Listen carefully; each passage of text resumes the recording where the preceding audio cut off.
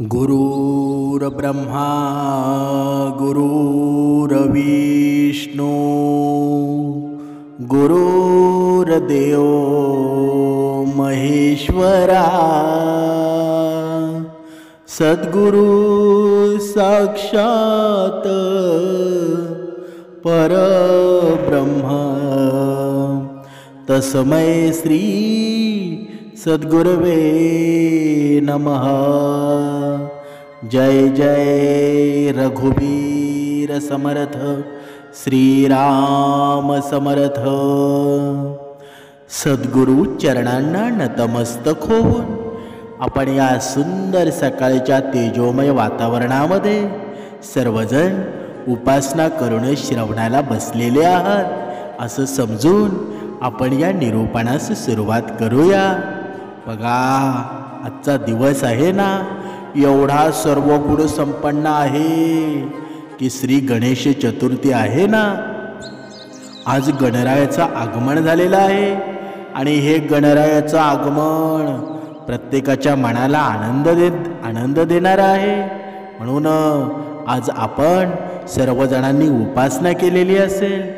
या मागच्या वर्षापर्यंत आपल्या जीवनामध्ये जे झालेल्या चुकीच्या गोष्टी आहेत ना, त्या सर्व विसरून जाऊन आजच्या दिवशीचा हा संकल्प आहे ना, तो मनुष्याच्या जीवनामध्ये समाधान निर्माण करणारा आहे, मनुष्याला धनवान बनवणारा आहे। कारण गणपती बाप्पाकडे रिद्धी आणि सिद्धी या दोन देव्या आहेत ना, आणि या दोन देव्या जिथे असतील ना, तिथे धनाची कमतरता कधी राहील का बरं? कधीच नाही। कारण जे तेज आहे ना, जी ऊर्जा आहे ती बाप्पांकडेच आहे ना। आणि आज आपल्या घरामध्ये बाप्पांचं आगमन झालेलं आहे। आपण घरामध्ये भगवंताला बसवलेलं आहे, पण भगवंताचं आगमन नक्कीच झालेलं आहे। पण आपल्या घरामध्ये काहींच्या घरामध्ये 2.5 दिवस गणपती असेल, काहींच्या घरामध्ये 7 दिवस असेल, काहींच्या घरामध्ये 10 दिवस 21 दिवस म्हणजे अनंत चतुर्थीपर्यंत मानला जातो। मग या दिवसापर्यंत आपण भगवंताची सेवा नक्की करावी कशी?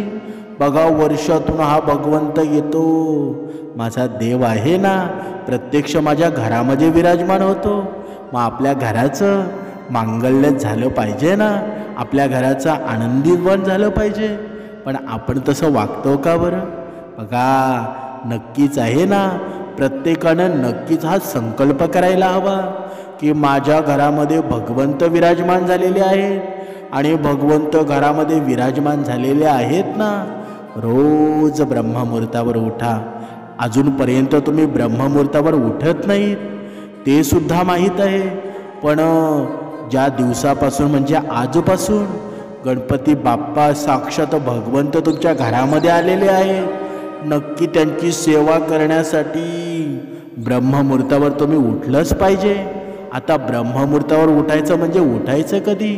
तर कमीत कमी 4 वाजता उठावं, आणि 4 वाजता उठल्यानंतर 4:30 पर्यंत आंघोळ करून आपलं पूर्ण कार्य करायचं आणि उपासनेला बसायचं आणि गणपती बाप्पांचा मंत्र म्हणायचा। पूर्ण माळ 108 वेळा हा मंत्र म्हणा। जेव्हा तुमच्या जीवनामध्ये हा मंत्र पूर्ण घरामध्ये फिरेल ना, ती स्वर्ग लहरी तुमच्या या अंगाला लागतील, तेव्हा तुमच्या घरामध्ये आहे ना, भगवंत तर आलेलाच आहे, नारायण तर आलेलाच आहे, पण नारायणसोबत लक्ष्मीसुद्धा तुमच्या घरामध्ये येणार आहे। म्हणजेच जिथे नारायण असतो ना, तिथे लक्ष्मीला बोलवावं लागत नाही, ते आपोआप येत असते। पण आजचा या कलियुगातला माणूस काय करतो बरं? नारायणाला तो बोलवत नाही, गणपती बाप्पाला तो बोलवत नाही, पण लक्ष्मीला मात्र तो बोलवतो। म्हणजे पैशाला तो बोलवत नाही, पैशाला तो बोलावतो, पण कर्माला तो बोलवत नाही। कर्म म्हणजे भगवंत आहे ना, आणि लक्ष्मी म्हणजे पैसा आहे। म्हणजे मनुष्यानं एक गोष्ट लक्षात ठेवायला हवी, आपल्या जीवनामध्ये गणपती बाप्पा हे सदैव काळ असतात। म्हणूनच या देहाचं हे प्राण आहे ना, ही प्राणज्योत आहे, ती चालते ना। आपण खातो पितो सर्व काही करतो, मग जर ही प्राणज्योत चालवणारा हा नारायण नसेल, हा भगवंत नसेल, तर आपण जिवंत राहू का? आपल्याला बघा, प्रत्येक जणाच्या जीवनामध्ये आहे ना, प्रत्येक जण धन कमवण्यासाठी एवढा प्रयत्न करतो, पण कर्माचं मात्र तो विसरून जातो. जिथे नारायण असेल ना, तिथे लक्ष्मी न बोलवता येते हे मनुष्य विसरून जातो, पण तिथेच फसतो ना. म्हणून समर्थांनी सांगितलेलं आहे, ज्या पद्धतीनं समर्थांनी गणपती बाप्पांची आरती लिहिली आणि आजसुद्धा त्या आरतीशिवाय गणपती बाप्पांची पूजा होत नाही. म्हणून हे सामर्थ्य आहे ना, ही सामर्थ्य देणारी भक्ती आपण करत आहोत. म्हणजेच आपली भक्ती एवढी श्रीमंत आहे की त्या भक्तीमध्ये आहे ना खूप समाधान भरलेलं आहे. म्हणून आपल्या घरामध्ये जेव्हा गणपती बाप्पा येतात ना, बघा, तेव्हा आपल्या घराचं वातावरण आहे, आपल्या घरामध्ये वादविवाद नसावेत, आपल्या घरामध्ये तंटा नसावा, आपल्या घरामध्ये आपल्या पत्नीला आपण वाईट साईड बोलू नका, आपल्या मुलांना वाईट साईड बोलू नका.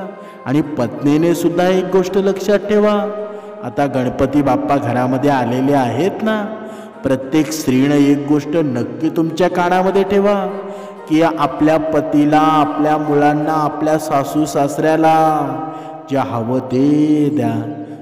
तुम्हाला जेवढं वाटेल ना तेवढं तुम्ही आनंदी वातावरण निर्माण करा.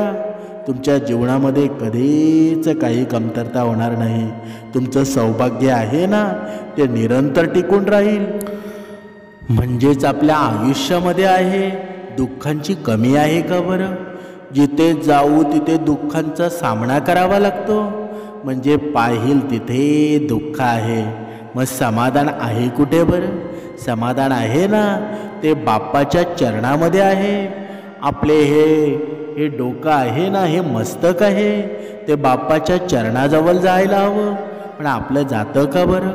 जेव्हा गणपती बाप्पा आपल्या घरामध्ये विराजमान होतात, त्या 7 दिवसापुरतं तुम्ही भगवंत होता का बरं? 7 दिवसापुरतं तुम्ही माणूस होता का बरं? पण वर्षाचे पूर्ण 365 दिवस आहेत, त्या 365 दिवसांमध्ये तुम्ही राक्षस का होता बरं? तुमच्या वैखरीमध्ये गोडवा नसतो, तुमच्या चालण्यामध्ये सुंदरता नसते, तुमच्या पूर्ण बोलण्यामध्ये सुंदरता नसते. मग तुम्ही जर गणपती बाप्पा 7 दिवसांपुरतं तुमच्या घरामध्ये असेल, तेव्हाच तुम्ही माणूस म्हणून जगता. मग इतर दिवस काय होतं बरं? आता गणपती बाप्पाला सांगावं लागेल की वर्षानुवर्ष या भक्ताच्या घरामध्ये तू राहा, तेव्हा हा वर्षानुवर्ष चांगला वागेल. बघा, गणपती बाप्पा येतात ना, गणपती बाप्पांचं आज आगमन झालेलं आहे आणि आगमन व्यवस्थित होतं. घरातील सर्व मंडळी एकदम आनंदामध्ये असतात. पण जेव्हा विसर्जनाची वेळ येते ना, तेव्हा यांचं काय नाचकाम चालू होतं आणि भरपूर प्रमाणात दंगामस्ती होते. गणपती बाप्पांचं विसर्जन असं कधीच केलं जात नाही. गणपती बाप्पांचं विसर्जन टाळ मृदुंगामध्ये व्हावं. हे टाळ मृदुंग आहेत ना, ते आपल्या माणसामध्ये आनंद निर्माण करत असतात, माणसामध्ये गोडवा निर्माण करतात. हे भजन आहे ना, माणसाला दुःखांपासून वाचवतं. पण या कलियुगातला मनुष्य आहे ना, मृदुंगाकडे, टाळविण्याकडे आकर्षित कधीच होत नाही. त्याला लागतात डीजे, त्याला लागतात मोठमोठे साऊंड. मग जीवनामध्ये तुमच्या मोठमोठी दुःखच निर्माण होतील ना, जर तुमचे पाय साऊंडवर थिरकत असतील, टाळ मृदुंगावर तुम्हाला नाच येत नसेल, मग तुमच्या जीवनाची अधोगती आहे ना, ती कधीच जाणार नाही. समर्थांनी सांगितलेलं आहे, आपलं पुण्य आहे ना, आपला पुण्याचा साठा कधी वाढतो बरं?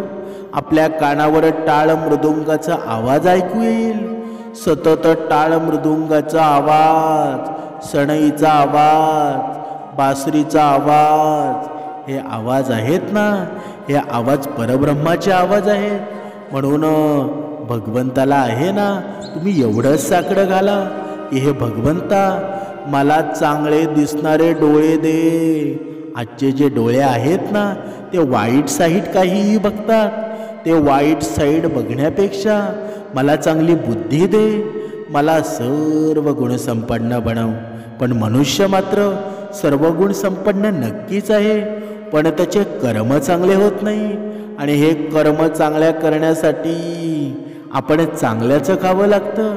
जर आपण दुसऱ्याच्या जीवनामध्ये दुःख देऊन खात असाल तर आपल्या जीवनामध्ये सुद्धा दुःखच येईल ना. बाकी काही येईल का बरं? काहीच नाही. बघा, आता ही गणेश चतुर्थी आहे ना, गणपती बाप्पांचं आगमन झालेलं आहे. म्हणून आपल्या जीवनामध्ये एक नवीन अर्थ निर्माण झालेला आहे. आपलं जीवन एवढं सुंदर आजपासून झालेलं आहे ना की असं वाटतं की गणपती बाप्पा पूर्ण वर्ष घरामध्ये राहोत, पण असं होणार नाही. पण तुमच्या घरामध्ये गणपती बाप्पा दिवसातून 2 वेळा येऊ शकतात. ते म्हणजे कसे बरं?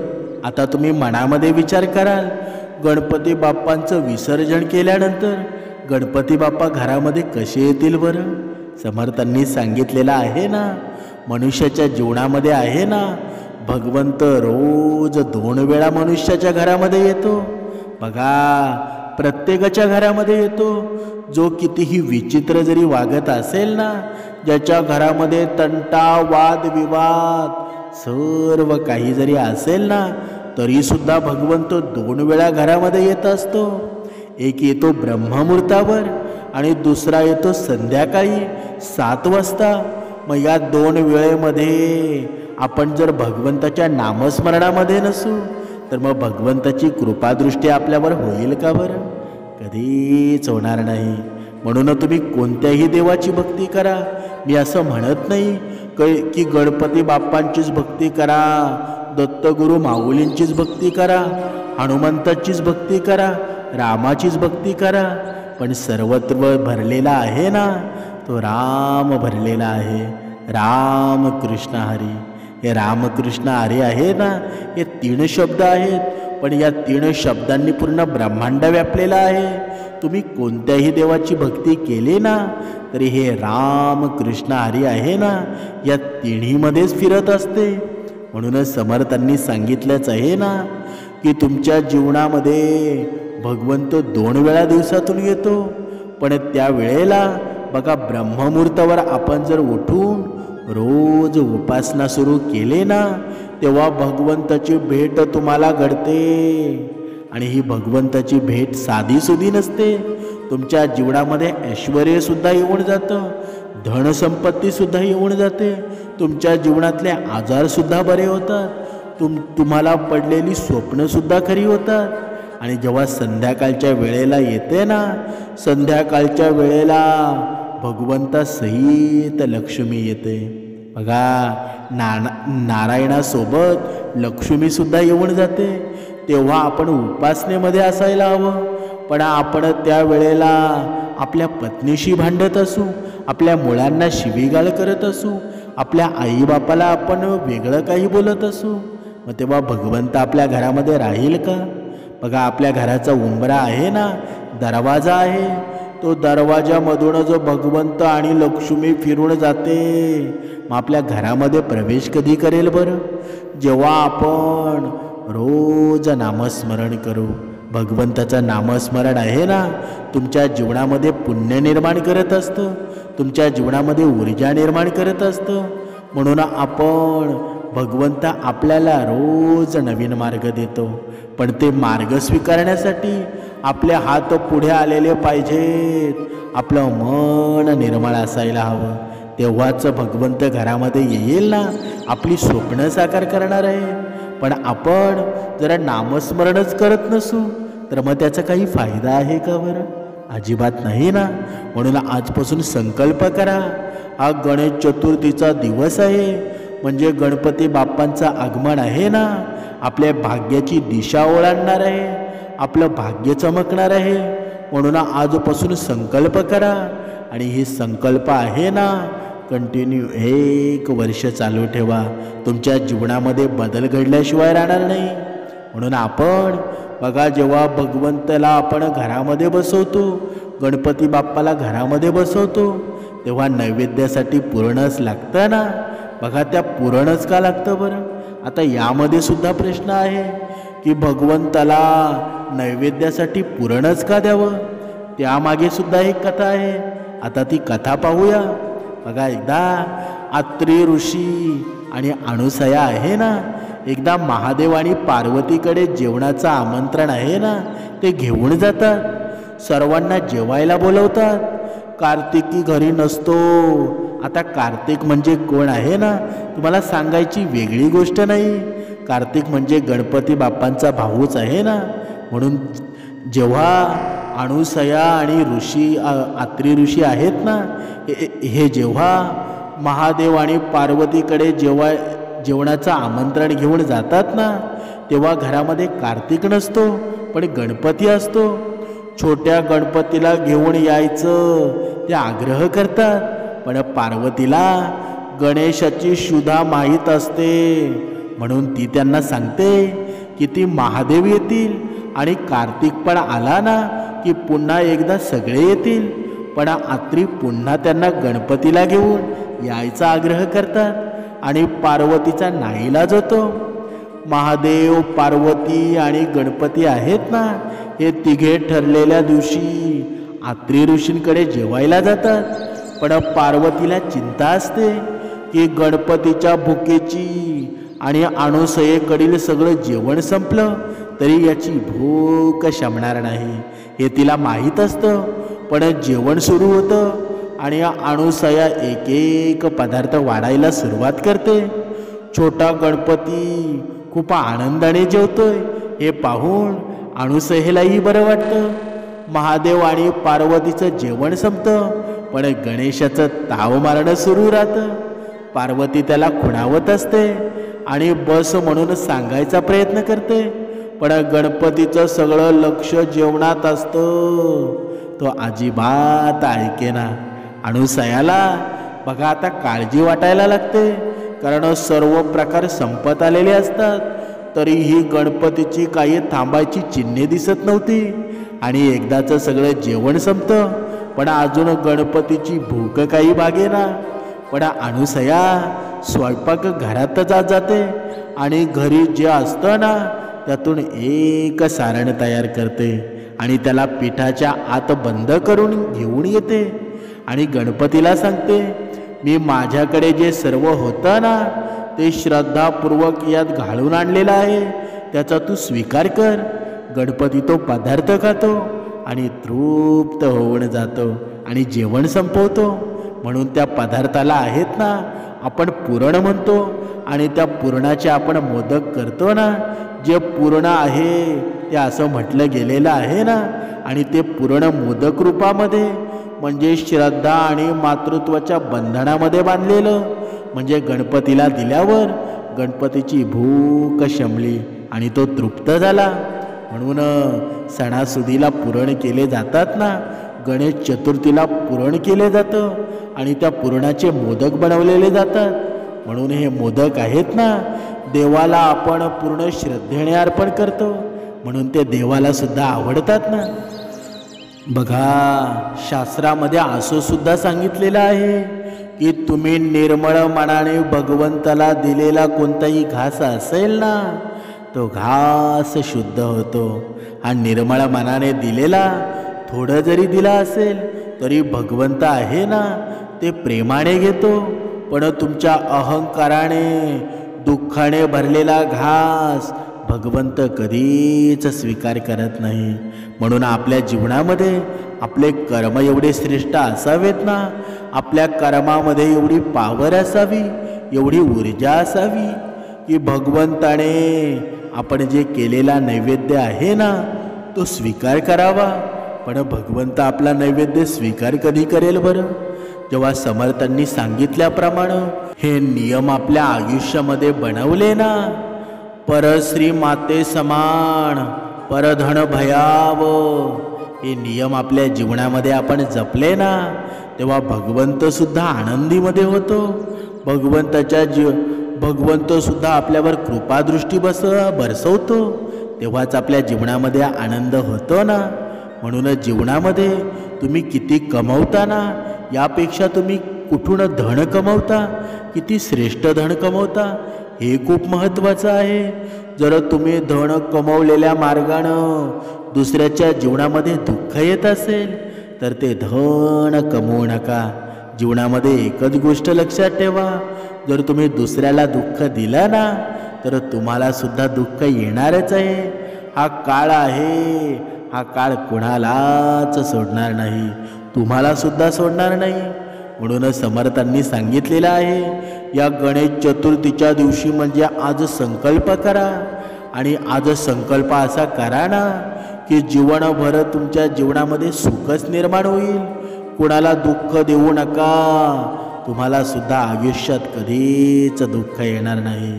तुमचा संसार सुखाचा होईल. तुमच्या पत्नीशी व्यवस्थित वागा, तुमच्या मुलाबाळांना व्यवस्थित शिक्षण द्या, संस्कार द्या, आई वडिलांना सांभाळा. तुमच्या जीवनाचं भलं झाल्याशिवाय राहणार नाही. जय जय रघुवीर समर्थ.